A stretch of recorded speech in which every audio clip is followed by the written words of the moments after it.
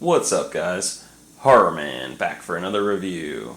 So today I got something very cool for you. This is going to be another custom figure review. So this is made by Pickmans Vinyls, and I'll put a link for everything for him in the description below. But it's basically based off of a Teenage Mutant Ninja Turtles 2012 cartoon episode, and it's called Within the Woods, which is a little bit of a nod to Sam Raimi. But also, the episode itself is a huge nod to Friday the 13th. And you can clearly see the Friday the 13th inspiration when you look at this box. So you do have the character represented on here. The character's name is The Creep, so that's where you see The Creep. And I kind of like how it's done like Ninja Turtles right here, but then kind of like Creep Show on the top. You get a really cool picture of the character. You got Casey Jones, it looks like Casey Jones at the bottom. You got a little picture of the figure along with Pickman's logo, kind of in that Playmates Toys style logo. Tells you 3 alternate heads at the top. It just says a vicious, venomous, vined villain. Ages 18 and up. Just some more description of the figure on the side. A couple terrorized squirrels. Cool picture of the figure. A little description of what kind of comes with it. Really cool picture on the back, very Playmates Toys inspired. Just shows the figure, some of the different options, and then there's a cool little read up. If you want to go ahead and pause it, you could read that. Just some different description of the sculptor himself. A little bit about the figure. I like these little cool little nods to the past with the pizza points. Not much on the bottom, just kind of like it looks like glowing eyes maybe, and the vines. So really cool. So let's go ahead and get this out of the packaging and have a closer look. Once you open the box up, all that's inside is just the figure wrapped up in bubble wrap inside of a cardboard tray. But you do get this little thank you note and also just kind of some words of warning about the fact that it's a custom figure. Just be careful handling it. Alright, so once you have him outside of the box, he is a pretty big, beefy character. And he's filled with a lot of details and a lot of paint. But he does look really cool. You do have a little bit of articulation, and as you see, you do get some cool little interchangeable parts. So we'll go ahead and take some close-up looks at the different details. A little bit of a look at the articulation. There isn't too much. We'll do some comparisons, and I'll have some pictures at the end. So let's go ahead and start taking a look at the head sculpts.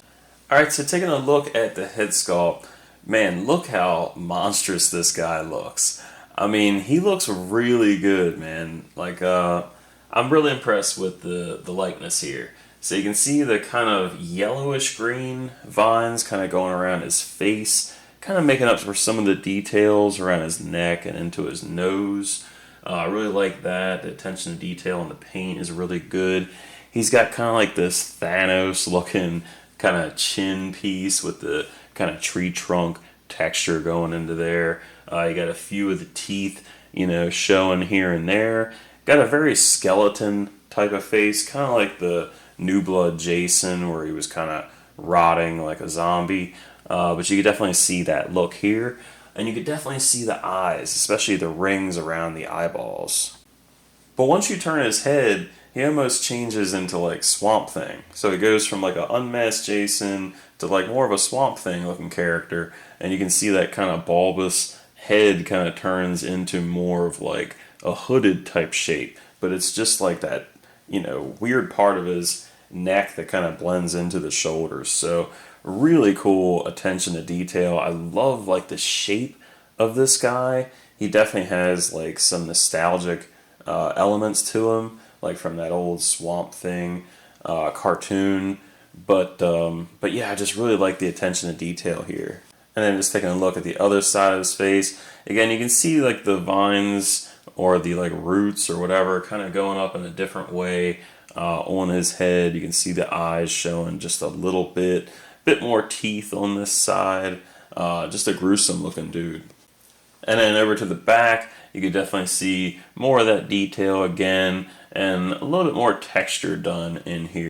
So the interchangeable head sculpt, at least the first one that you get, is going to be the sack mask, which is of course notable from Friday the 13th Part 2.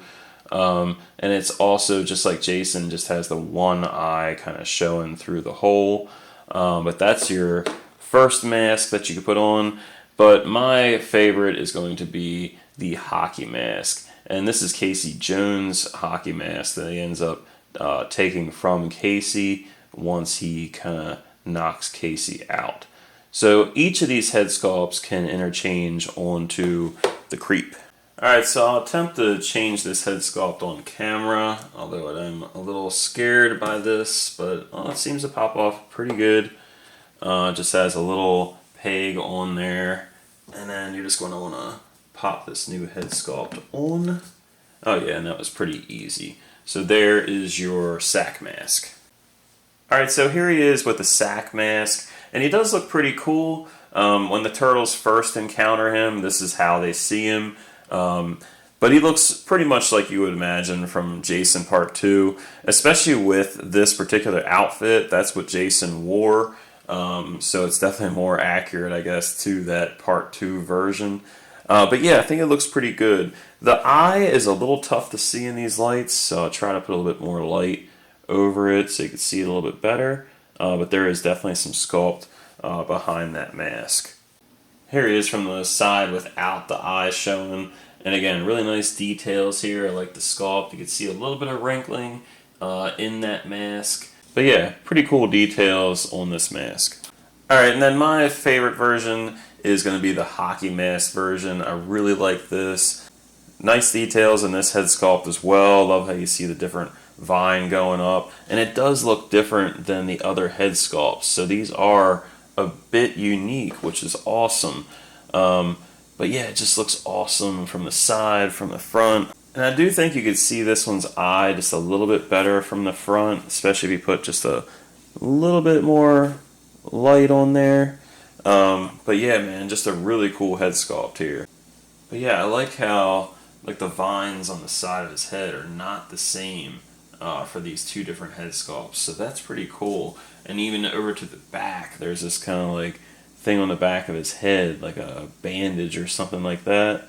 And then this one doesn't have it. So definitely like how he sculpted this figure.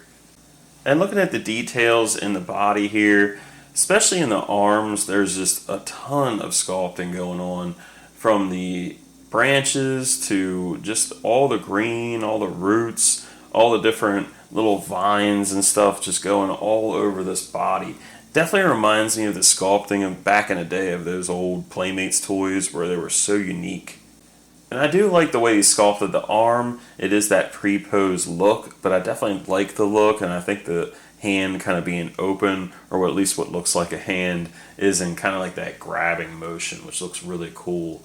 But there's a lot of things in here that break up the sculpt, so it's not just all green. It's different variations of green. It's some brown. It just looks really good.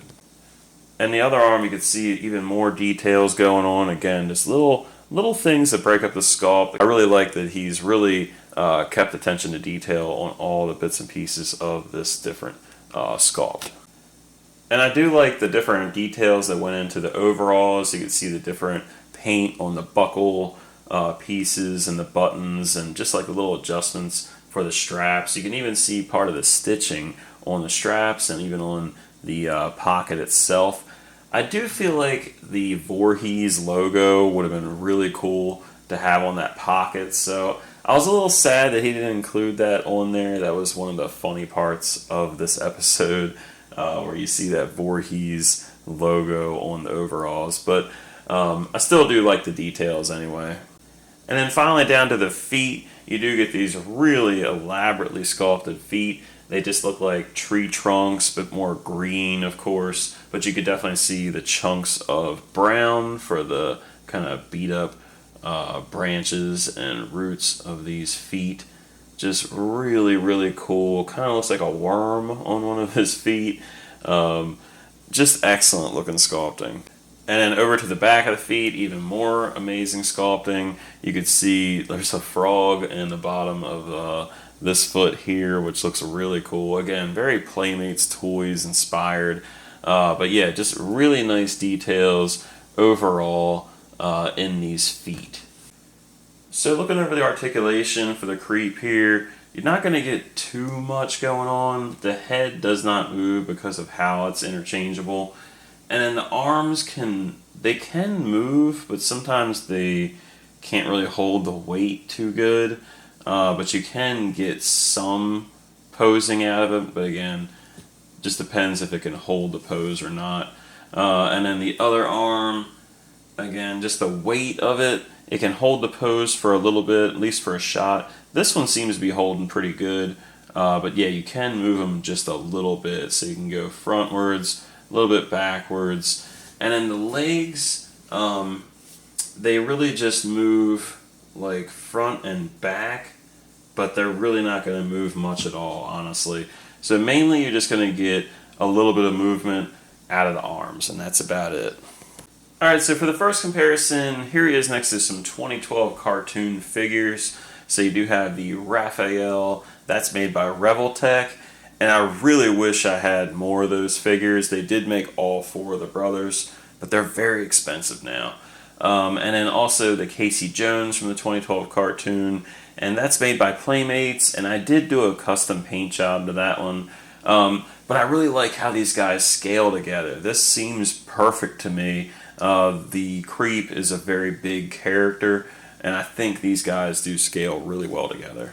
For the next comparison, unfortunately, since I don't have a TMNT 2012 Leo, which is who really faces off against the Creep, I do have this 5K Toys version in that samurai look, and he actually scales pretty well with the Creep as well. He's almost the same size as the 2012 cartoon stuff.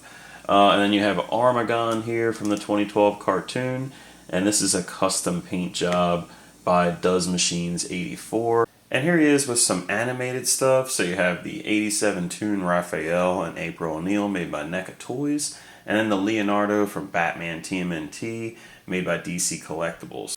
And for one more 2012 TMNT cartoon comparison, you have the Werewolf Michelangelo and Muckman. And you can see the Creep is just much better scale with everything. A lot of these villain characters really didn't scale much bigger than the regular characters. So that was one downside of Playmates Toys scaling. For your Friday the 13th comparison, here he is next to a couple NECA Toys figures. So you have the Toonie Terrors figure, which is more of that animated style, and he doesn't look too bad next to the Creep. I mean, the Creep would still be a little bit bigger than Jason, so I kind of like these two next to each other.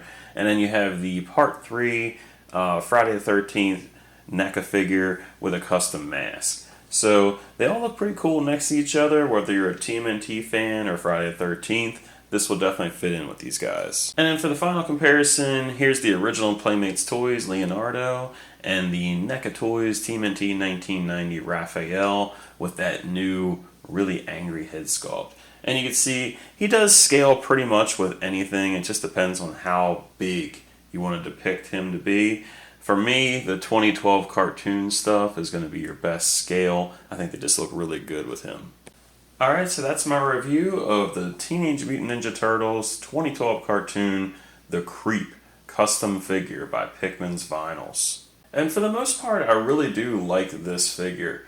It's definitely a custom in every way. So if you've owned a custom figure, you know they're never perfect. There's always going to be some little flaw or something that's a little different than you might be used to with something that's mass-produced. So definitely keep that in mind if this is something that you're interested in buying. So while it is a really cool figure, it's definitely not going to be a cheap one. So if you're looking to get something like this, it's going to set you back about $150. Now I'm sure for some people, they hear that, they probably think that's a lot of money, and I get it. It definitely is a lot compared to, mass-produced figures.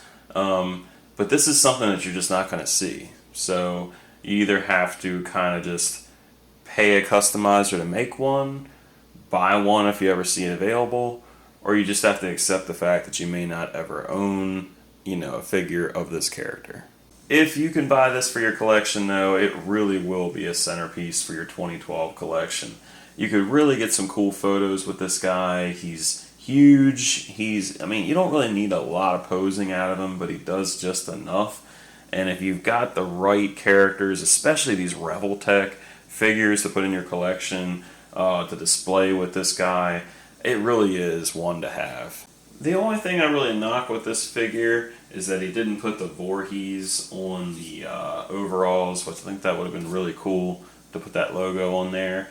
And I do wish you would have got the pitchfork. You see the box, like he has a pitchfork in his hand, but the character itself does not include a pitchfork. And it's hard to find stuff to scale with this guy.